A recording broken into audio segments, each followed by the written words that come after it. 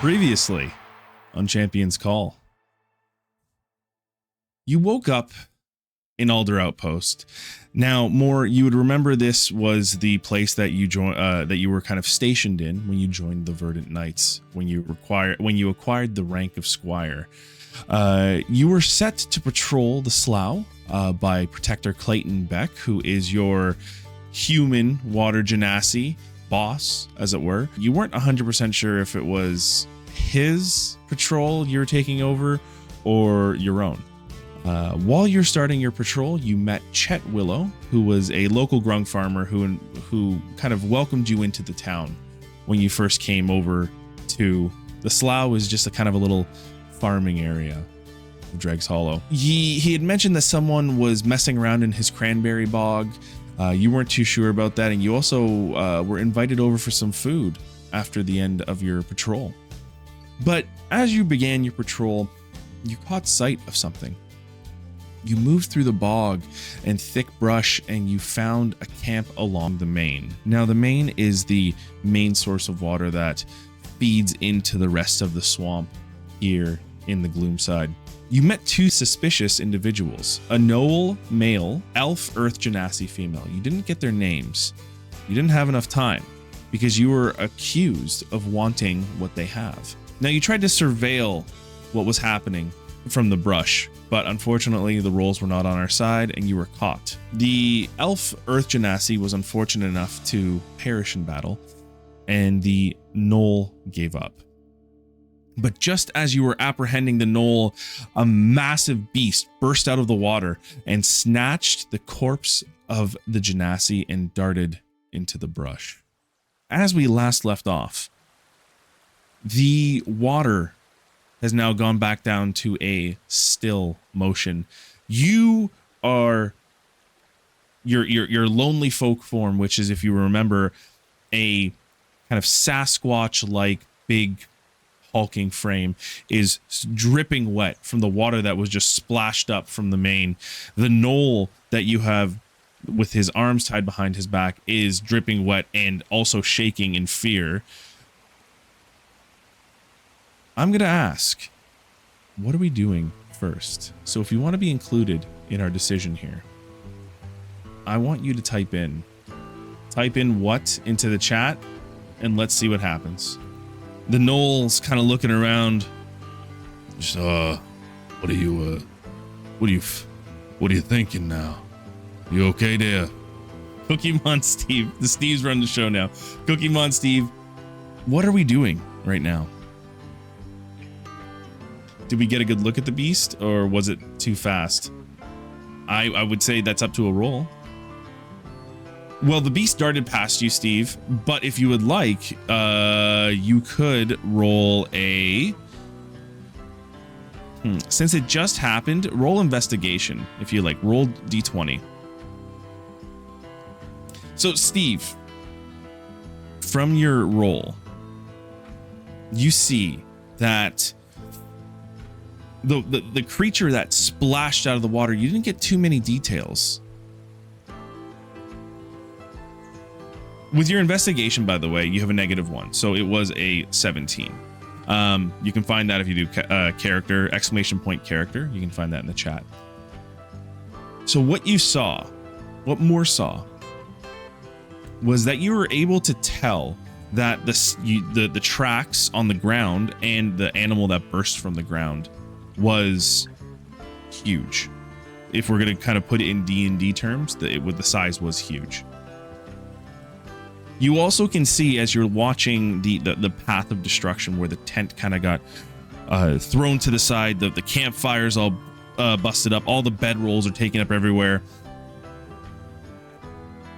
You can see a path going into the brush with a few broken trees and branches, kind of like a tunnel, as it were, going into it. Okay, gonna take the Knoll back to the Alder Outpost. You hitch up the Knoll as he sits up and just, you don't have to be so rough there. And you start to parade him down the path that kind of goes alongside the Main. Now, Moor, you're still getting used to the area. It's only been a couple months since you've started here, but there is some sort of tranquility within the Gloomside, even though it feels always dreary and dark. Walking alongside the main, the trees that hang over with the moss dipping into the water, the roots tangling in, and the almost relaxing flow of water, sound of flow of water going through. It's almost the juxtaposition of a monster launching itself out of the water and into the brush kind of set you off. But you right yourself and you know, no, I got to do my duty and I got to bring this gnoll in. The gnoll is not fighting or resisting in any way. Almost looks a little guilty. By your look, by your, you know, your guess, this gnoll isn't too old. You know, he's a little bit younger, a little bit more rambunctious, you can tell. So you happen to look down at the gnoll and you ask, well, what's your name? And the gnoll looks up and goes, my name is Olivier. Olivier, nice to meet you. My name's Moor. It's odd. There's still some sort of hospitality between two people that are, you know, one was caught for stealing something and the other one is the apprehender, but there's still some sort of respect in just being nice to your fellow person. You arrive back to Alder Outpost. You open the door and Clayton Beck, your protector, is sitting back exactly where he was, and his legs are up on the table, legs crossed, feet are crossed over, and he goes, well, what do we have here? Moor, you sit Olivier down on a bench in this kind of small waiting room. It's a waiting room for processing, but it's literally just your front hall. And you tie him down to the bench with his arms kind of to like a hook that is set into the floor. Now Clayton Beck walks up, kind of stretches his rotund body out, his belly leading before the rest of his body. It moves in, and he goes, ugh. Olivier, what are you doing around here? Huh? I thought you were not gonna get in trouble now. You can see Olivier look down and sheepishly look up at Clayton. What do you want from me? Huh? You know, I'm just trying to make a way through here. Now, at this point, I'm going to ask chat through a vote. We're going to see, are we going to tell Clayton everything? So what we mean by everything is, do we tell him, do we recap catching them stealing things, tell them about the monster? What are we doing? Poll will be up for a minute. Go ahead, please vote, my friends. Olivier is now sitting there, and you can tell Clayton's kind of chastising him a little bit, almost like an older uncle talking down to a nephew for kind of messing up. You can hear him kind of talking like, well, you know, you shouldn't have. What are you doing? You know your mother would be upset with you. And Olivier goes, well, we gotta have some food to eat now. You understand? And he's trying to play it off cool. Exactly, for some reason, even though you have the thing there. So, okay, so we're telling him everything. Thanks for voting, everyone. I really appreciate that. Moor, you you break up the discussion that is happening, or the chastising from Protector Clayton, and you put on your best squire effort and Protector, I just wanted to make you aware of the situation we have here. Clayton goes, oh, you'd have to get the paperwork, aren't I? And you both, while Olivier is sitting there waiting for processing, you sit down at the table, and in this time, Protector Clayton doesn't seem as relaxed. He seems a little bit more uptight, a little bit more professional. He brings out a paper and an ink and a quill, and you sit down and you recount the trapping or finding the Earth Genasi and the knoll along the river. You being accused of trying to take what is theirs. You tell them that you tried to surveil the area and failed, to which Clayton Beck goes, You gotta be a little bit better with that. And the fight that ensued, you detail that you were threatened by the Earth Genasi, and that you had to fight, and unfortunately the Earth Genasi died. The knoll, Olivier gave up, and just as you were apprehending him, this monster, as you say, was a huge beast, jumps from the water, takes the body, and goes into the brush. And you state that you could kind of see a path from there. Now, for the most part, Clayton Beck's listening and understanding, and obviously the beast, he looks up. You can roll a history check for him. Well, that was a 7. He goes, beast? What do you mean, like a swamp puppy or something? Moor, you admit, well, I didn't get a good look at him. But definitely bigger than a swamp puppy. Now, you remember a swamp puppy is a common term here for the aquatic reptiles in the area.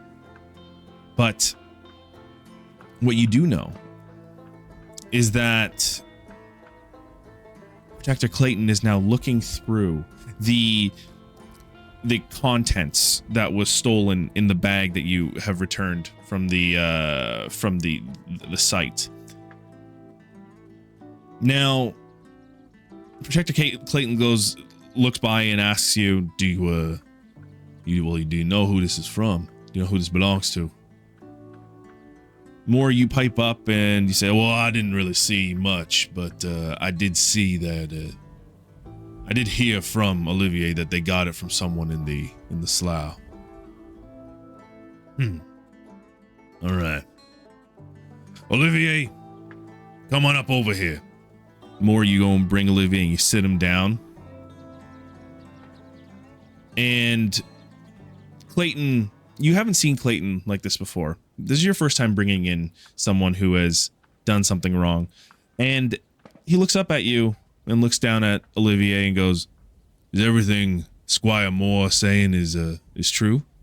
Olivier nods. Well, this beast. And Clayton leans back in his chair. You can hear the chair creaking underneath, and this beast is is a concern, but right now we got to get this contents back to the people who lost it. You can see Olivier kind of lurch forward, and you put your hand on him to kind of sit him back in his seat, but he puts his hands together and says, please, let me bring this. Let me go with this, please. If I don't, I'm gonna get in trouble now. Please. What are you doing with that? Cookie Mon Steve, again, congratulations, buddy. So Olivier was begging to not just to let him go.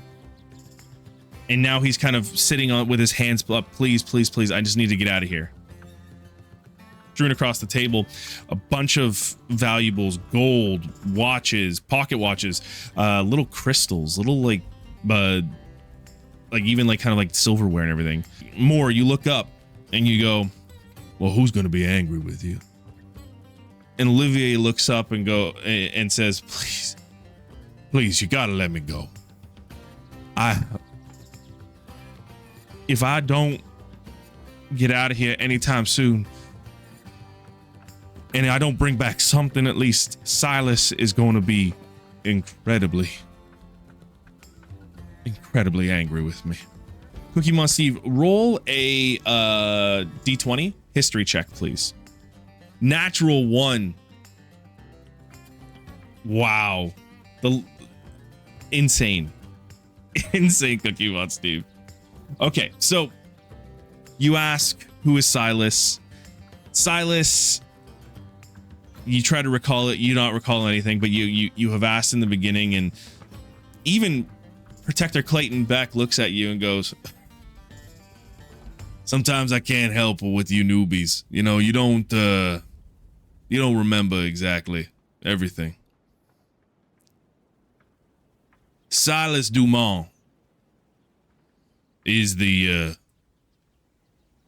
leader of the Dredgers. Now, you remember that there was a gang called the Dredgers, and that there was Dredger activity from the previous episode, just before you went out for your patrol. And Protector Clayton looks over at Olivier and goes, Olivier, I didn't know you were with the Dredgers. Olivier looks up and goes, well, no, I was just trying to maybe get in there and make my life a little bit better. Now, Olivier, why has Silas got everyone going around here stealing items, breaking into people's houses? I thought he's got a pretty good deal up there with the muck up over in Dreg's Hollow. You can see Silas looks around and goes, well, I'm not too sure. I've been told that they needed more items to bring in. Clayton motions you over to the side, closes the door into the storeroom, and goes,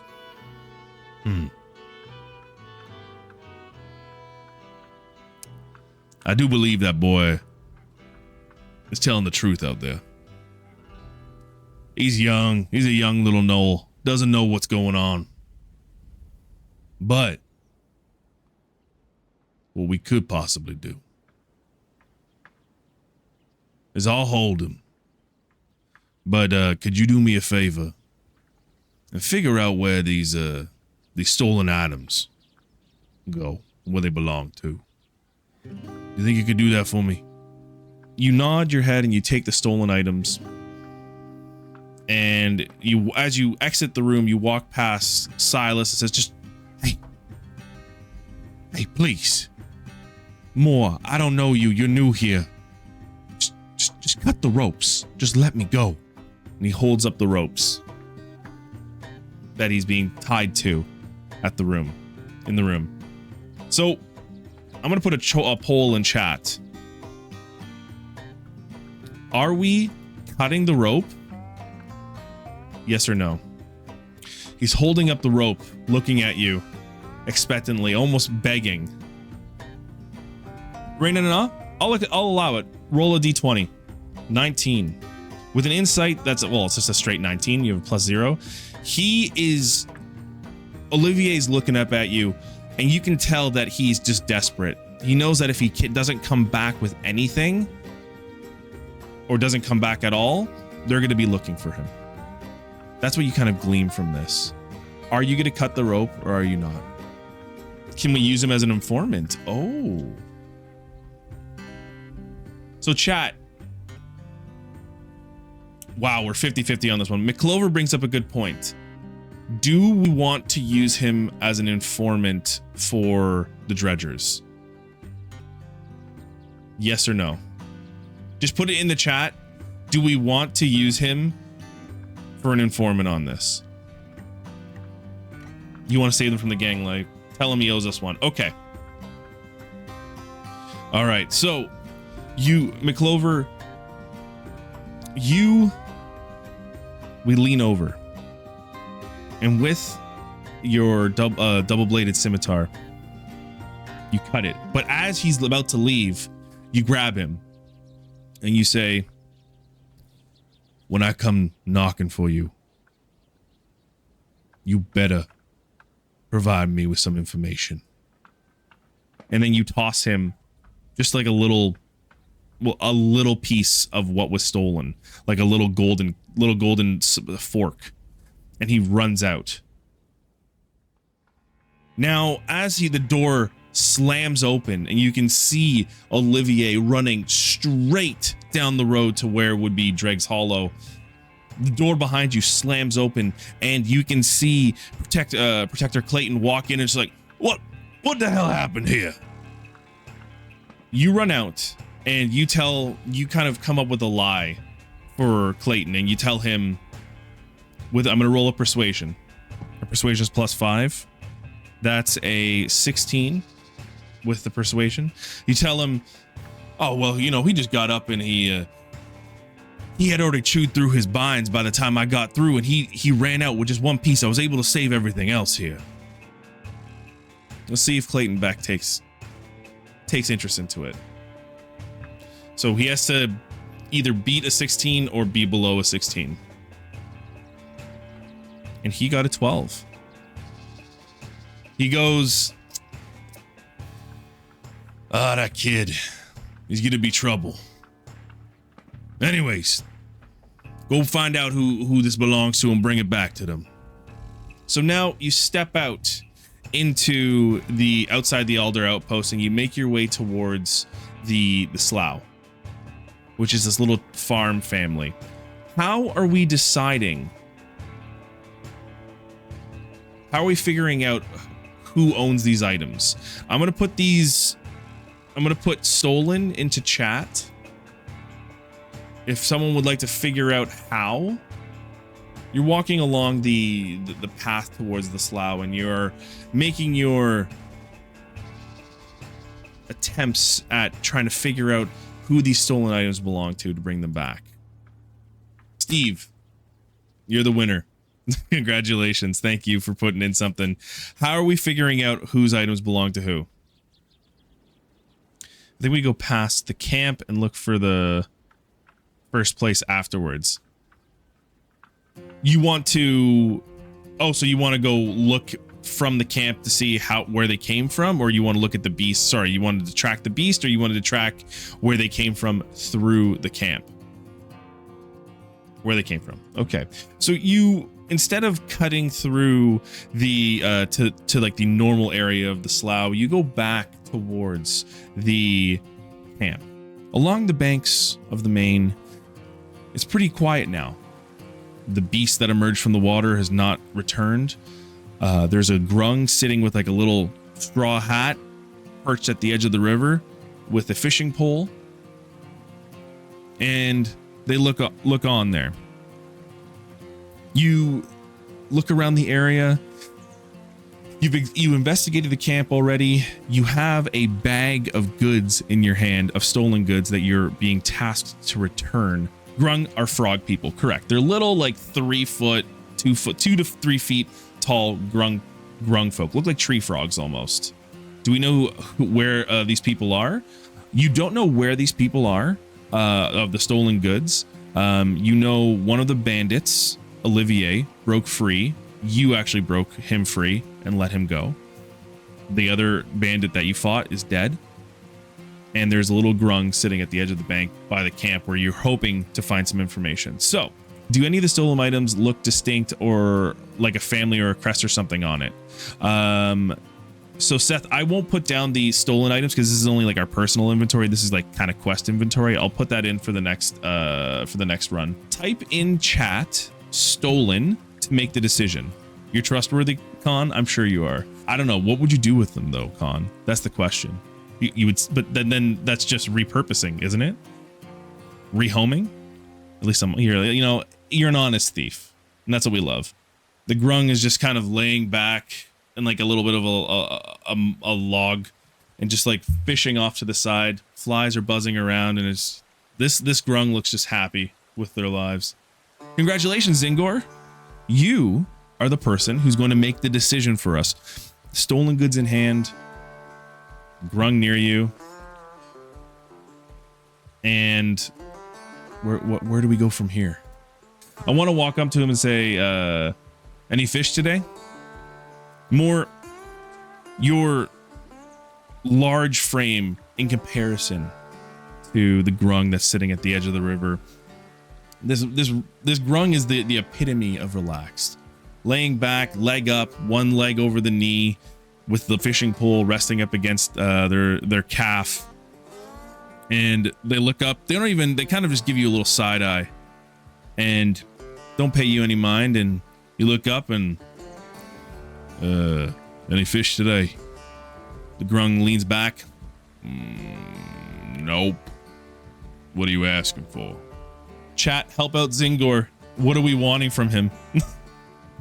So Cookie Moss Steve, does he know of any thefts in the neighborhood? Do we want to go with that? You just want to be happy?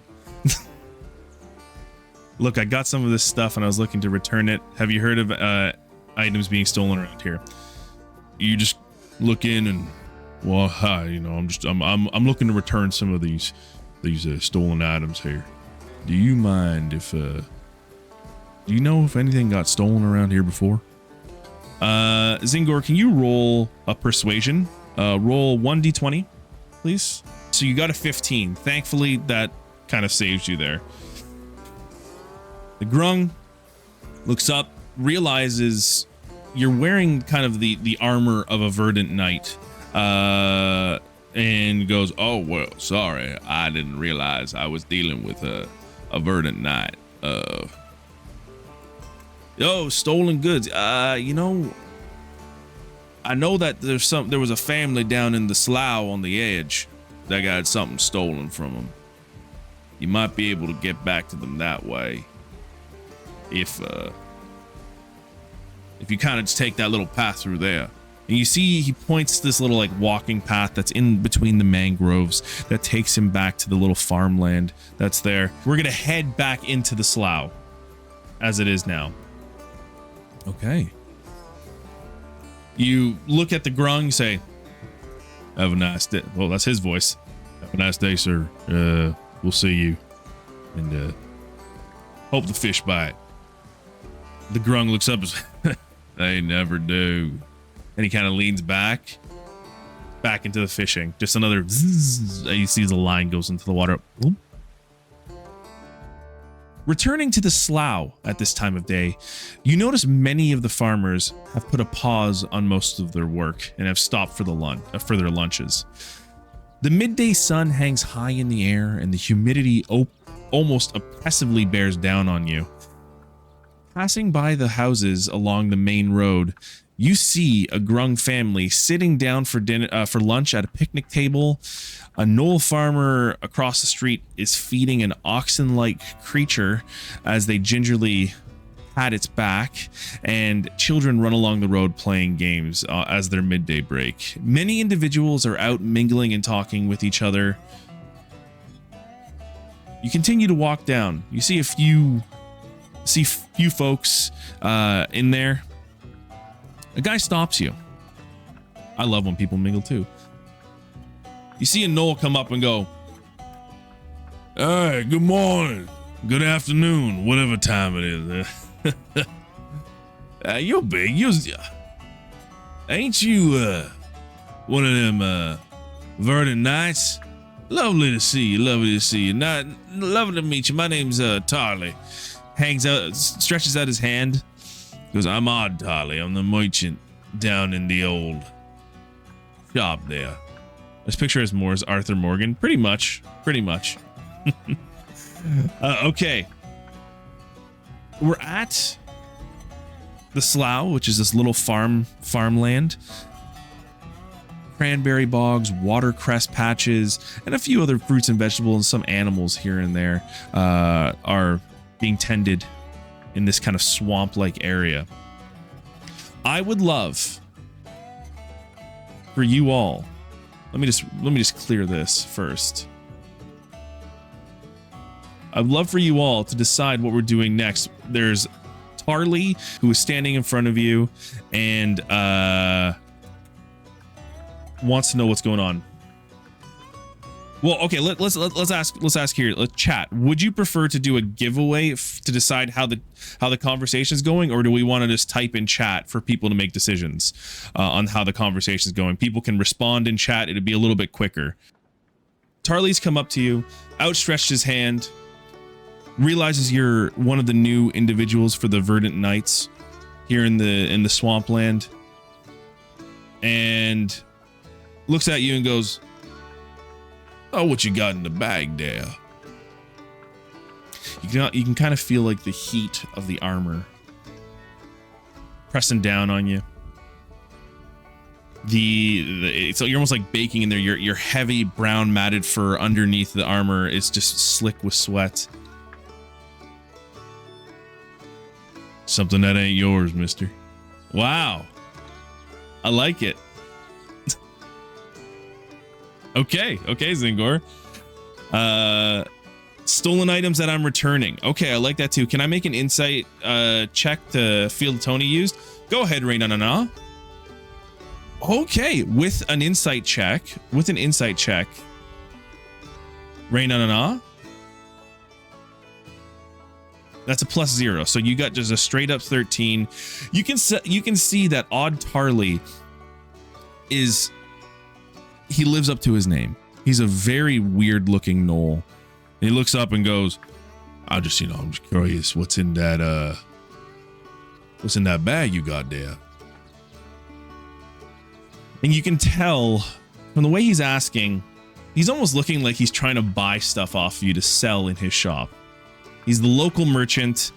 It's very much an inquisitive sort of, "Let me see what you got there. Can I buy that?" sort of thing. You've kind of discerned that he's just looking to buy some items, essentially. But it doesn't look like it's coming from a negative point. Does that make sense? So given that information, he's just taking advantage of an opportunity. Got it. Exactly. Thank you, Elvie. Vortaria, thank you. Sorry, not looking to sell, looking to return some goods to their rightful owners. I actually really like that. Okay, I think what Vartaria said we're going to go with. So Moor looks up and goes, "Sorry, not looking to sell, looking to return some goods to their rightful owners." Odd Tarly goes, Oh, hey, look, my apologies. All I'm looking to do is just trying to make a deal here or there. How about this? These are stolen goods. This is from the slough. Well, I know there's a little lizard folk family down by the edge of the water here, by the edge of the slough. I heard they had a spot of trouble. If I could take you there if you want. Any fee. I do like that, Seth. Do we want to ask ahead if there's a fee? What's the vibe of him right now? From what you so Zingor, what Rain and found from the insight check is that he was just looking to buy some items that you had there. Yeah, so I'm getting the vibe that a lot of people want to see if he's charging anything. So you look up, kind of look him up and down. You're kind of getting the idea of this fella is just kind of a mover and a shaker. Looks at you and goes, "Well, you want me to take you there or not?"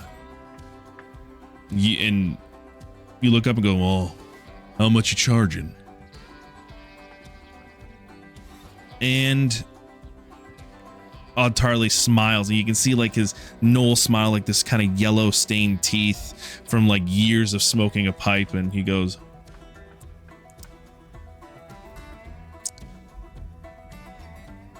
"For you? Oh no, that's free. You're new to the town, and you haven't come by my shop yet. Consider this a welcome gift." So folks, I'm gonna put in the chat now a poll. The poll is just gonna be 1 minute, so we're not gonna take too long. How much do you have on the character sheet? I believe you have 10 gold. Do we let Tarly take you guys?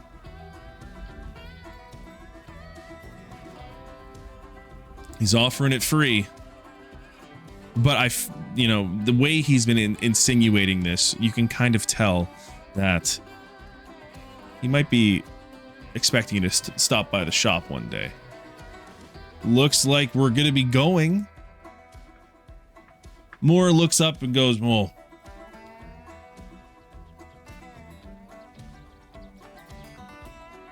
Moore looks down and goes, you know what, I'll take that. I'll take that. No problem. As Tarly goes, well then, come on, friend, let's go. And you all begin to walk down the road. Now, once again, it's midday lunch. Everyone's sitting out and playing, waving to each other. The general vibe you're getting of this area is very friendly, very happy place to be in. He takes you off the beaten path for a second, and you see you see like a kind of hollowed out willow tree off to the side, and outside of this hollowed out willow tree, you can see there's like little merchant stalls here or there that have been put out. And he goes, I hope you don't mind me taking you on the scenic route. This here is my shop. Just you can see a little sign hanging on the willow tree. It says odds trinkets, and there's a decent offering, but it's not large by any point there. No pressure, but if you feel like you want to stop by and drop me a little coin, I'll be more than happy to oblige. Anyways, come on this way. And as you're walking down this path through the slough, Odd Tarly's kind of just humming to himself and goes, yep. Well, the old Kinleys, they had some problems. You know, they said that someone broke into the place earlier today, and you know, I figure I'm putting two and two together, and this is maybe their stuff there. You sure you don't want to let me have a peek at that? How are we responding to him? He's asking once again, you sure you don't want me to have a peek at that? You think, oh, you're gonna remain silent? Nope, not showing. He hasn't indicated that he has lost anything. So, all right.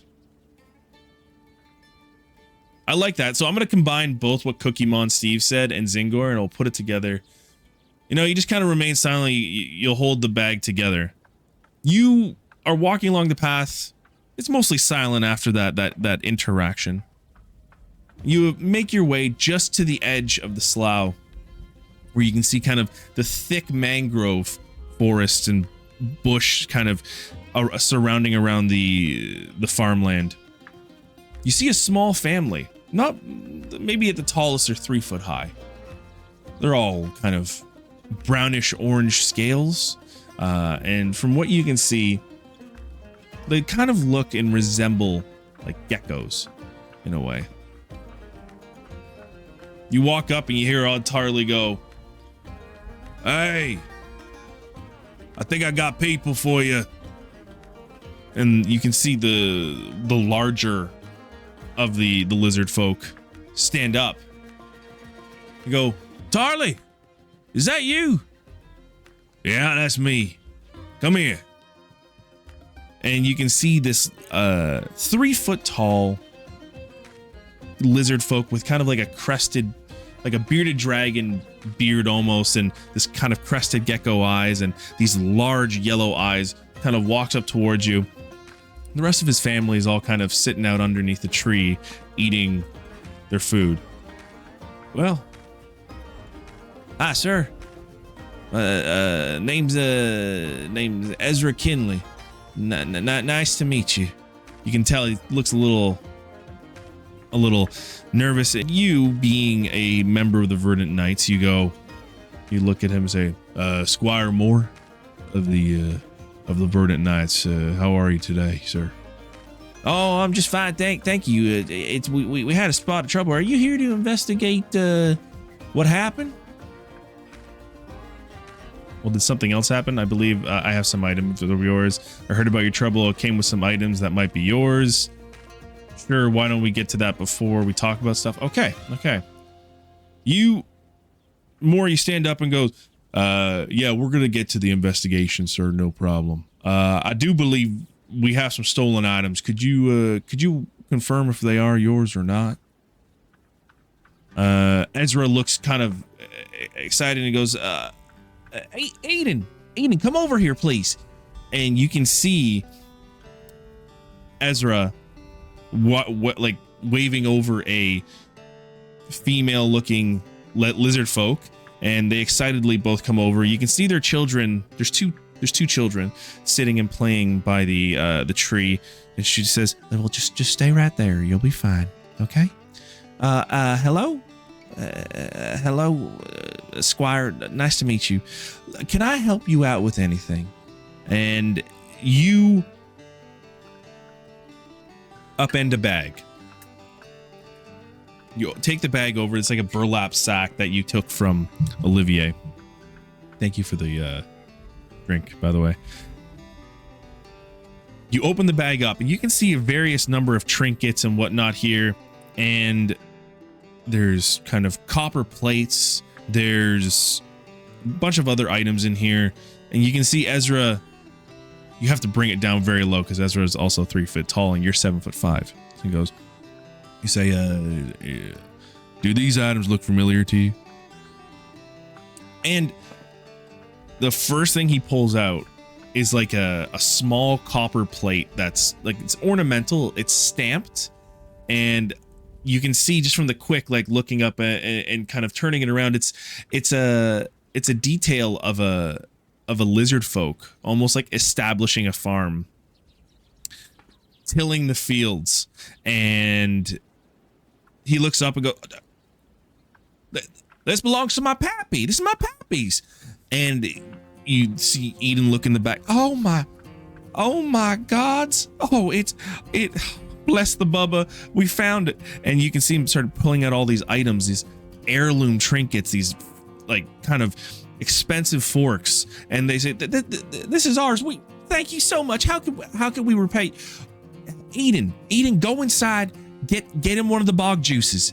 And you can see that Eden hurries off and a little door like slams shut. Oh, Squire, I can't thank you enough. Thank you so much for what you're doing here. Listen, I got some bog juice for you. Do you mind if can I get it for you? We make the best bog juice here in this side of the town. And then obviously we can start off with the investigation. So I think what we're gonna do while they're getting the bog juice and everything, we'll do kind of like a keyword giveaway. I need you to type in the chat gecko to be considered. Zingor, you ask what is bog juice, and as we're gonna be picking our winner, I'll explain what bog juice is. You want to give them head pats? Isn't that a little demeaning to an adult lizard folk? So Turtle Man, congratulations. I'll advise maybe head pats would be a little demeaning to the character, but you can do what you want there. While Turtle Man's deciding what we're going to be doing, Moor looks over and goes, well, sorry, I'm new to the area. What exactly is bog juice? You see Ezra look up and go, oh, bog juice. Oh, that honestly, it's going to make you feel a lot better. We make it here right by the main. It's got the best qualities, best beetroots, best dirt, best silt, best rocks. He's starting like naming off things over and over, like what's in the bog juice. Essentially, what you're understanding from the bog juice is that it's like effectively like a healing potion. And he goes, well, you know, you could use it whenever you really need it. Honestly, I like to use it when I'm a little tired, a little run down. It just peps me back up. But my only suggestion is you probably want to drink it quick, you know? I look around for information for the investigation and any useful resources. Very good. I like that. Thank you. Thank you. Okay. Roll a d20 for me then, my friend. Exclamation point D20. Let's see what you get. Oh no. You kind of start looking around the yard. Moore looks around the yard and I'm not 100% sure. You're turned around. You're looking away. Yeah, this turtle, not a good one, buddy. You start heading off into the distance, and you hear Ezra go, Squire, the house is back this way. This is where the robbery happened. Do you mind if you want to go this way? And as Ezra's kind of correcting you, Eden pops out with like this brackish fluid in a glass jar, and it just says, written in very like large font, bog juice. They hand it over to you. You see like the swirling sediment of this greenish brown fluid, and you look at the ingredients on the back, and the ingredients says, it actually says, you don't want to know. And so you put that in your bag. We'll make sure we have it in the chat, in our inventory of bog juice. It'll be a healing potion effectively. But Ezra kind of looks up and says, if you'd like, you can come over this way and I'll walk you through what happened in the area. And he brings you around the side of this house. Keep in mind, this house is fairly, like, you almost are at the height of the house. It's a very small, like, meager farm. You can see off in the back there's like a little cranberry bog that's filled with like bobbing cranberries, and the side of the house, you can see there was a bunch of crates kind of stacked up, and a window was broken. Let's get a new decision, because this is a pretty big decision here.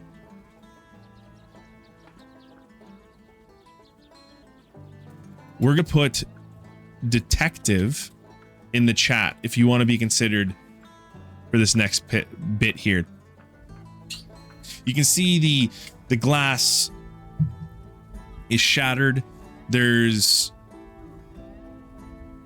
crates strewn about, and it's around the side of the house that wouldn't have been seen by most folks. That's the first thing that you see off the top of your head.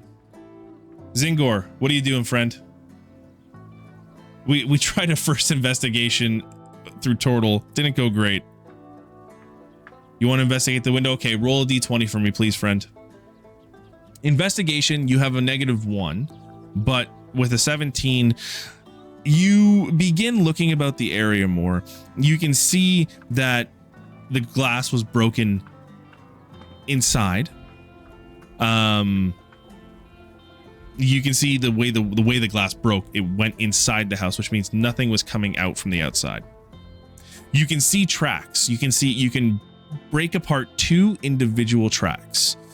One of a, you can't really tell, like, but they're both humanoid, and they're both bipedal. You're kind of piecing 2 things together. You can kind of, you know, take some context clues from the bandits that you fought at the main, and one of them being Olivier, and the other one being the fallen female Earth Genasi. They probably would fit the bill here. And what happened after you heard the window break? Did you see anything? So, Moor, you start questioning in typical standard Verdant Knight, and did you see anything happening here before? Ezra goes, oh, well, no, see, what we were doing is we were dropping a quick delivery off to Odd and a few of the other people down in Drags Hollow, and then we came back, and that's when they struck, which wasn't too long ago from now. Like, it must have been early morning. I usually do we take the family, we go get some food, and we come back here. You also look around the back of the house, and you can see that it seemed like a few items were ransacked within barrels, and there's nothing in the barrels. Essentially, it was just kind of fruit strewn about on the side. From poking your head inside, because you can pretty much look right into the window and through the window, you can see a bunch of things turned over. You can see Eden inside putting things upright. Moore looks over at Ezra and goes, well, I believe these bandits have been dealt with. You can Moore looks in the window and sees Eden fixing at the chairs. Hello. She looks back and hi. So Ezra, you look over at Ezra, you look at Eden, and they kind of bring the children up to the front of the house. They've never seen a verdant night before. This is something new for them. And the kids are all like picking at your armor, looking at you. Moore, you look up and go, is there anything else I can do for you all today? Ezra looks up and goes, yeah. By any chance, did they mention who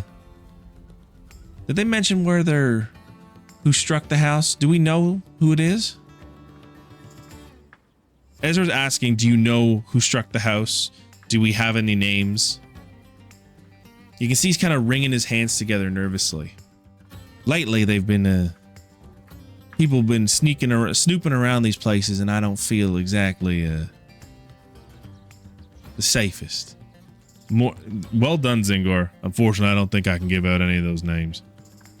Okay, I'm actually going to put down a point of inspiration. I got to double check if I have some point of inspiration. So I'm just going to duplicate. There, where are you? Check. There you go. This is your point of inspiration. Zingor, you're playing along the lines of being like a paladin looking to serve people. So I want to give you a point of inspiration for kind of being, within the character. So thank you for that. As you're beginning to wrap up your investigation here, a terrified scream breaks the midday silence. You can see the rest of the farmers. They stand up in concern.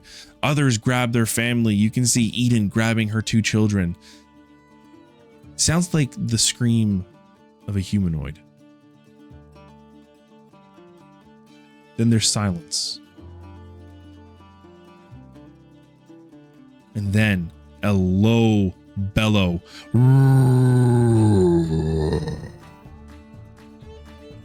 And the sound of branches being broken. What are we doing here? I'm actually going to put this out to the rest of the chat. I want you to put in scream in chat. Scream in chat. There is, I would say, if you were chosen for this, you can do like a nature check. Giving like your forest upbringing, you could probably been able to track sounds through there, or a survival check. Congratulations, Raina and all.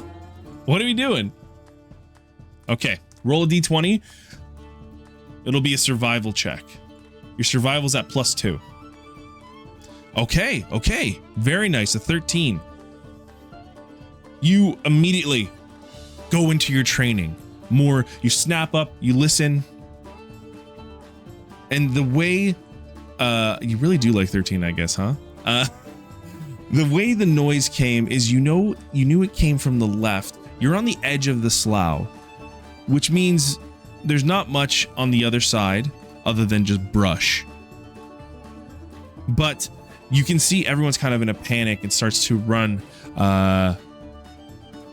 into different directions, but you have pinpointed the noise as best as you think you can, and you begin taking off.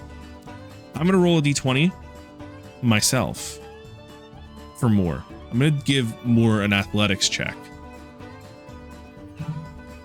That is, I rolled a 13 too, Raina. Well, I ended up getting with the acrobatics, the athletics is +5. So we ended up flying 18.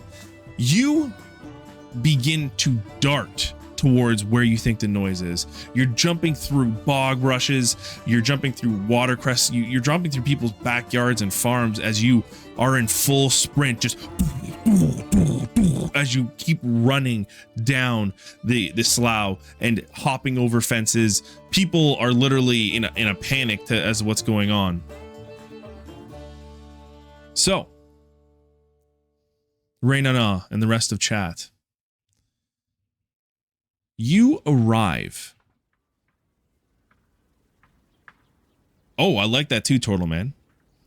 As you're running, you're yelling, everyone get to safety. Make sure you have your loved ones, and just everyone be careful. Get inside. Get inside. You arrive at a small farm on the edge of the slough. A small wooden fence keeps in the mosselbrack. They huddle close together, bleeding in anxious fear as a pool of blood lays on the other side of the fence. Near the gate of the fenced-in area, a greenish brown furbolg lays on their back, clutching their side. As you approach, a crimson stain grows larger and larger on the area that their hand is clutching. They are rolling back and forth, groaning, and they're trying to sit up against the post of the fence. I want you all in chat to please type in help if you want to be considered for what we're doing here. Cookie Mon Steve, congratulations, buddy. Finally. What are we doing? Lay on hands. Okay. You run up and you without even saying a word, you run up and how much are you giving, by the way? 15 HP per long rest. How much are we pumping into him? You want to go with at least half? You can tell like there is crimson staining. He is not looking good. He is groaning on his side, and he does look pretty painful. So I'll say if you want to put in half, we'll just split the difference and we'll put in 7 points. All right. You immediately rush over. Your training as a paladin kicks in, and you bring up the wound area. And as you can see, there is blood gushing out from the side of his fur. The bite is massive. From at least from here, from his shoulder down to his kind of hip area, there's a bite mark around, and almost like a puncture wound in the middle of it. You lay your hands on top of him, and you can see as you're casting this healing, the spell, this green glow comes from your hands, and each of the wounds start to slowly seal up. The bite marks go first, and the puncture wound, although not fully healed, closes up a bit, and the bleeding does stop. The furbolg's laying there. Oh, I don't feel good. Oh. You help him up to the side of the fence. You can hear the bleeding of the mosselbrack, which, for those of you who don't know, mosselbrack are these kind of sheep that are covered in like a moss-like wool, and they're kind of bleeding in. When I mean bleating, I mean bleating, not bleeding, in kind of an anxious fear. What the hell was that thing? You drag him away from the fence. Okay. You bring him to the side of his house here. Raynor just straight up asking what happened. Moor bends down here, makes sure this farmer's all kind of set up and taken care of, and you can see that there's kind of an eerie calm in the air. And Moor, you look around and you think the coast is clear. So what the hell happened here? you see the farmer kind of, well, I heard the panic of the mosselbrack, and went outside to investigate. And this huge thing, orangish brown, armored, picked up one of the mosselbrack, and he sees pointing over at the blood stain, and it picked him up right there, and and just swallowed them whole. And I decided I can't lose these, and these are my livelihood. And I went outside, and you can kind of now piece together what happened here. You can see a hatchet lying on the ground where the farmer was thrown. And I was just trying to defend, scare the creature off when this thing picked me up and just took a bite out of me. And as it was holding me in its jaws, I took the hatchet and I just smacked it down a couple times. And then it let out this bellow and it darted off into the brush. What was that thing? He's legitimately looking at you, concerned. What was that thing? Stare blankly back at him. I didn't see it. Based on the farmer's description, do we have an idea of what the creature is? So Seth and Polo, since you're newer to the stream, there was a creature that jumped out of the water in session 1 and grabbed the corpse of the dead Genasi bandit and ran off into the woods. We didn't discern anything because of the commotion, but we know that it was a huge creature, huge in the size of D&D, huge. Based on the farmer's description, do we have an idea of what the creature is? Rainana, roll a d20 for me. We'll look at there. It was a big ass snake or some shit. No. So Rainana, you try to do a quick nature check. You can't really discern what this animal was from the description you're given. You sit there and talk with Louis for a bit, and he describes that there's an orangish brown skinned creature. Welcome in, Kelodrama, by the way. Bullywug's a good option, a good description. It's an orangish brown creature, skinned creature. It's huge in the terms of D&D sizing, so it's huge. And getting some more information from them, it looked like it had armor on them, and it was beaked as well. If you would like to investigate a little bit further, you will figure it out. I know. Type monster in chat if you want to decide what's going to happen next. Polo, congratulations. It's up to you, buddy. What would you like to do? The farmer is stabilized, leaning up against his little house. You can see that there was a commotion here. There's a hatchet laying on the ground. There's a stain of blood from where the sheep-like creature, the Mossel Brack, was taken. And there is obviously a pool of blood and a hatchet near where the attack took place for them.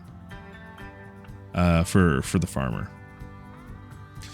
As you're kind of piecing together the scene, though,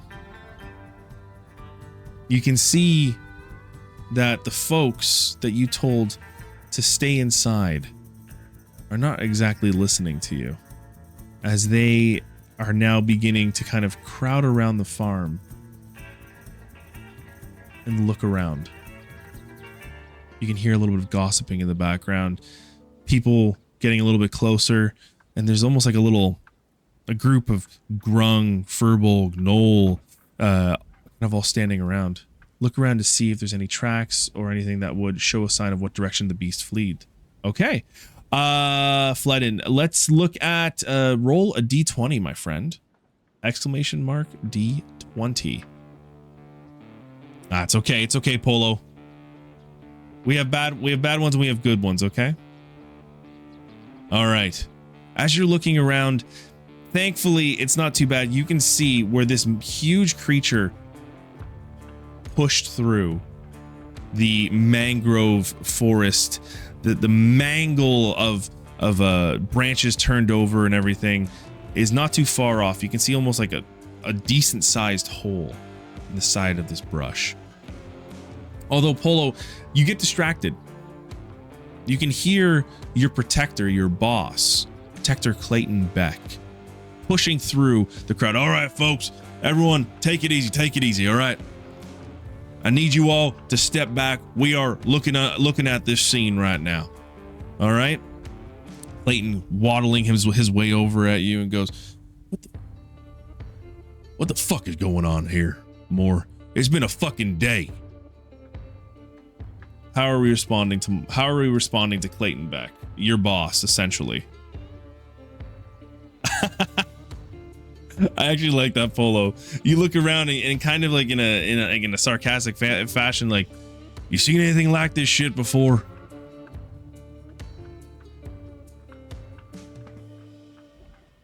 As you are looking around, you can see Protector Clayton kind of like calming the people and looks back and goes, what the fuck is that? Moor, is this goddamn beast you're talking about? Now, folks, anyone can type in chat and respond back, and we'll decide from there. Distracted trying to get a file share. Okay, I got you. God damn it. Last thing I need today. We got the dredgers, and now we got this goddamn beast. You can hear folks in the back listening. You can hear the farmer is recounting his tale to the rest of the folks, and there's gasps in the audience. As the farmer, you find out through the context clues of people asking him, his name's Louis. As from Louis's descriptions, I will be at least happy to report to you that we did return stuff. Oh, so Seth, I actually really like that you said that. So after like your boss is so upset and just like upset with the day, you're like, well, I just want to say we did get stuff back. Moor, Clayton's got his hands like around his hips and is like, just goes, oh, well, that's good. At least one thing's fixed up here. Oh, god damn it. Could be a bullet based on the description. Oh, it could be Kilodrama. Can we repeat Louis' description to Clayton and see if he knows what the beast is? Yeah, for sure. So you take the time to kind of express what it is. You know, Clayton's been a local of this area for his whole life. Maybe he knows. So you recount it, and I will roll a d20 to see if he gets it. Whoop, that fell. We're gonna use, you know what? We'll use Smoking Glue Gun's new d20. What is that number? It's a 15. A 15. You can see Clayton kind of squinting his eyes. I mean, rightfully, I mean, something that big. I don't know. Huh. You said it got a beak. You said it's got armor on it. But you said what else? Orange, brown skin? Huh. Nah, man. I mean, there's been... Nah, it can't be. You can see him kind of looking off into the distance. It couldn't be one of those. Nah, but those things are legend. And you kind of like are leaning in. And he goes, look. Something like that. Let's not scare the folks right now. We'll talk about this later. All right? Just come and we'll talk here. Can we use divine health to finish patching up the farmer? If you would like. It seems like if you don't want to waste it, there are people attending to him now. We've topped him up and he's being attended to. Retroactively, he should be pretty fine there. So through Clayton, you heard that there's like a little bit of a legend behind this potential description, and he doesn't want to say it in front of everybody. So maybe we talk to him later about it. Now, as folks begin to panic, and there are people whispering and talking there, you hear like a voice in the background of the group goes, I say we got to get together and we got to kill this beast. A bunch of the people, I'd like to try and calm the crowd down. I like that. Raina. You come out, and what are you saying to calm the crowd down? There's like chattering and like almost like worried whispers going in, and people are, I don't know. Well, no, I think we do need to get together and we need to kill this thing. Look what it did to Louis. And Louis in the background, like, I'm ready to go when anyone else is. You can tell like almost a posse-like situation starting to happen here. Let the professionals handle this. They don't need oh, okay. I like that. I actually really like that, Polo. Keep in mind, folks, this little check mark on the side here, we do have a point of inspiration if we need that for later. This will carry over into the next game as well. All right. Okay. I'll mix what Polo says, what Raina said as well. Everyone, the Verdant Knights are trying to handle this. We're going to be investigating what's going on. We want you guys to stay safe out here. Let the professionals handle this, and you don't need to worry about anyone else getting hurt tonight. All right.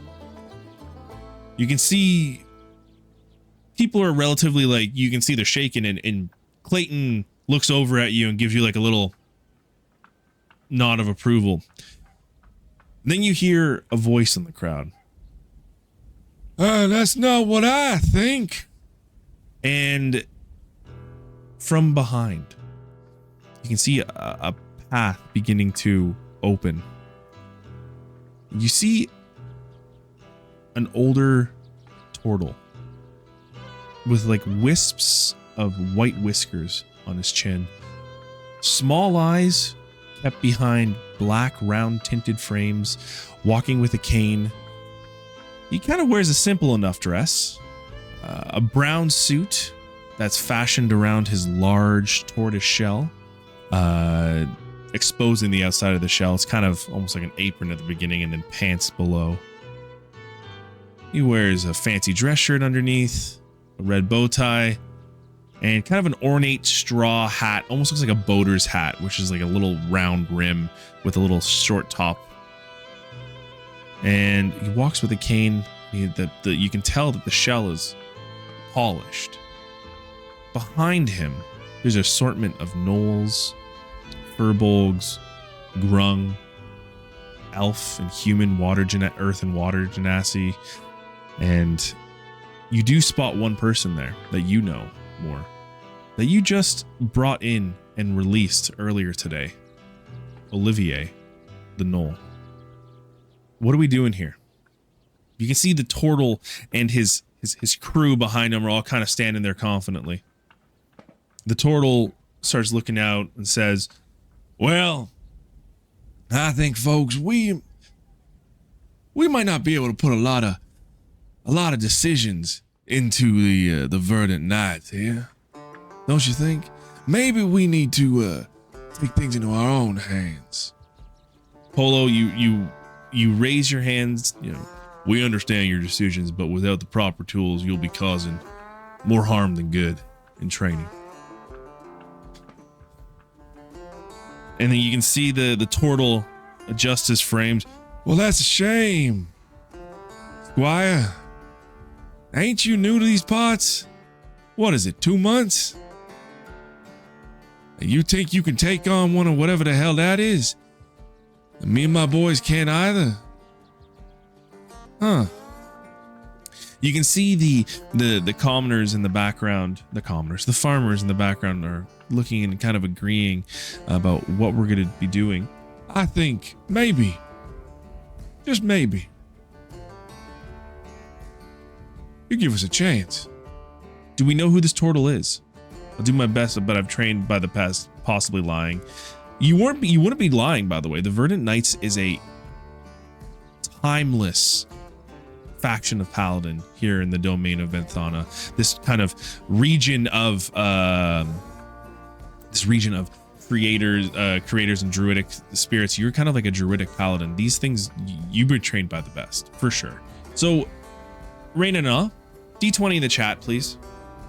Let's hope it's a good one. History check. Yes! There you go, Raina. Oh, perfect. you're starting to put it together. All right. You see Olivier, the gnoll that you brought back in to be arrested, essentially, and now that you have let go to turn into an informant, is standing there and talking with, kind of nervously behind him. But you remember the talk you had with them, that context clues together. This is Silas, the leader of the Dredgers, the local gang that's been kind of, let's just say, commandeering items around the area. You can also notice, now that you're putting everything together, you can see that every one of them is wearing some sort of piece of clothing that is red. You see a red bow tie on Silas. You see a red sash. You even see a little red handkerchief on the side of Olivier that wasn't there before.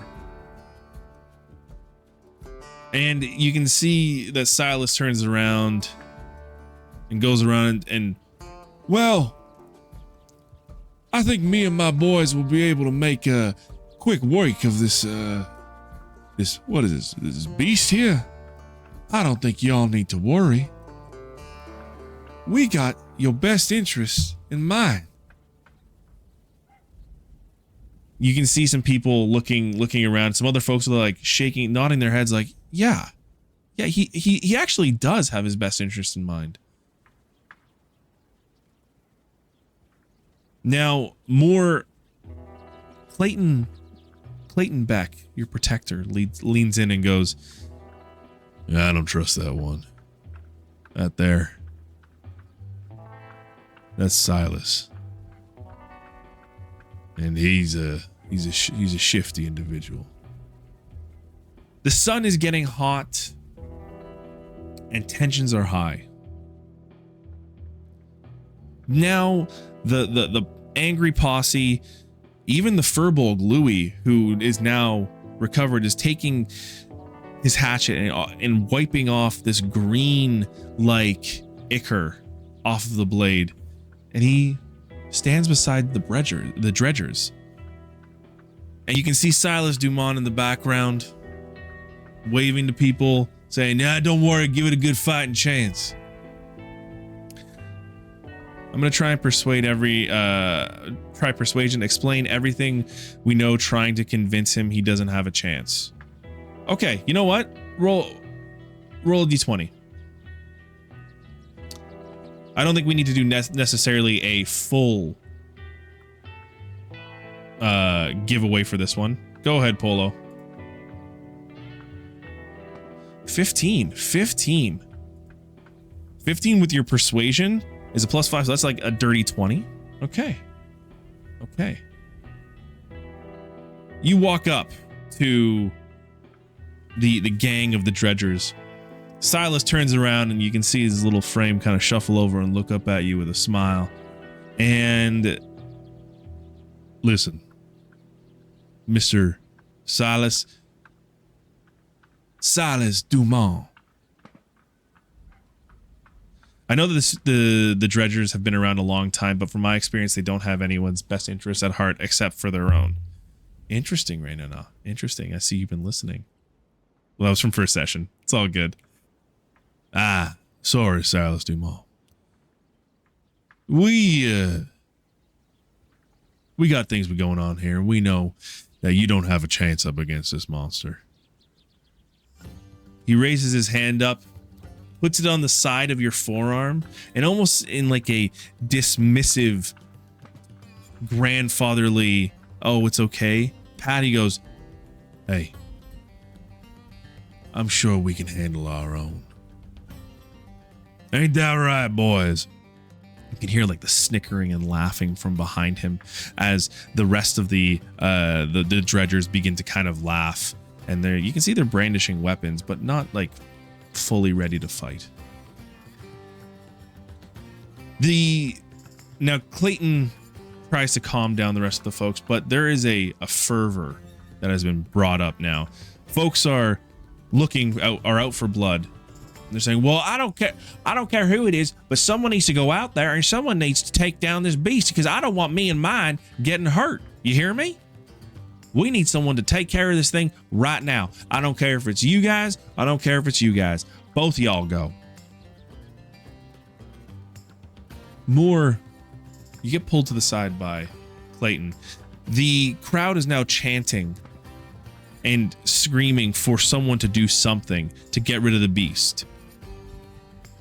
Clayton, listen. If folks are going in, you think you can keep an eye on them at least? So we're going to do a quick poll in chat, folks. He has just asked us, do we think we can handle our own if we end up getting requested to go kind of into the forest, or going to kind of go in there after them? So I'm going to ask, do we look for the monster? Once again, folks are getting angry, getting upset, and they're starting to like demand someone to do something. Yes, we would. As a good aligned character, we totally would. Very good point, Rainana. All right, let's see. Yes, okay. So, more reluctantly, you look around and go, I can keep an eye on him. Clayton pats you on the back and goes, that's a good squire. All right, so here's the plan. Take some time, go to the village, see if anyone else can kind of give you a hand before you go off in there, but you're gonna have to go off by nightfall. You hear me? You can see a few other villagers now, emboldened by Silas, Dumont, and the rest of the dredgers, are now making up little posses as well to go in. Now, in total, there seems to be about 1, 2, 3 posses going in of varying size. Silas's is definitely the largest. Then there's a smaller group of about 2 to 3 people and another group of 2 people. Sorry, of 3 to 4 people and 2 of the others. Okay, so there's a group of 6, 3, and 2. Now, I'll ask you, what do you think you want to do in this situation, folks, with this group? Anything's good in the chat, you just let me know. Are there any animals nearby? The only animals that are nearby, Polo, are the sorry, I forgot the name of what I wrote down for them. Yes, the little sheep-like creatures, the mosselbrack, which are like little moss sheep.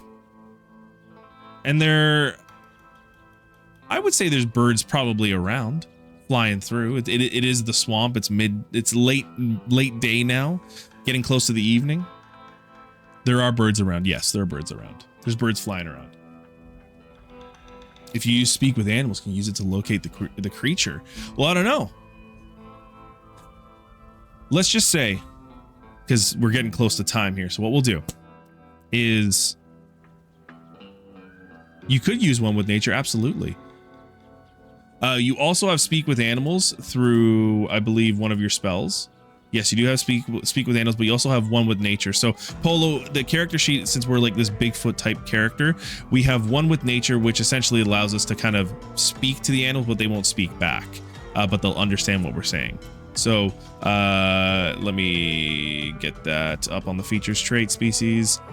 One with nature, you have the ability to communicate in a limited manner with beasts, plants, and vegetation. They can understand the meaning of your words, though you have no special ability. So, folks, I'll put in the chat a quick poll. So it's either going to be one with nature, where we talk, but the animals won't talk back, or we cast speak with animals. You vote, please and thank you. All right, we're looking so far like we're going to be casting speak with animals, which is totally fine. That we're just going to use up one of our spell slots. We're down 1 spell slot already, by the way, because we haven't rested, because we did use it for one of our divine abilities. Okay, so you whistle a little bird whistle, and a bird comes down. Hold on 1 second. Let me mark one of these things. We mark down one of the spells, and the bird lands. It's like a little like finch-like bird, kind of like looking at you, and you cast Speak with Animals. What are we saying to the animal? Fly in whatever direction the creature went and see if you can locate it, and please come back with the information as to what the area looks like and how big it is. All right. The bird comes down and just tips down. I'll clarify. We already know it's huge just from previous, so we'll go from there, all right? This bird comes down and goes, "Yeah, hey, what can I do for you?" You look over at the bird and, "Hey, I want you to fly in whatever direction that monster went. And I want you to see if you can locate it. And come back to me with the information.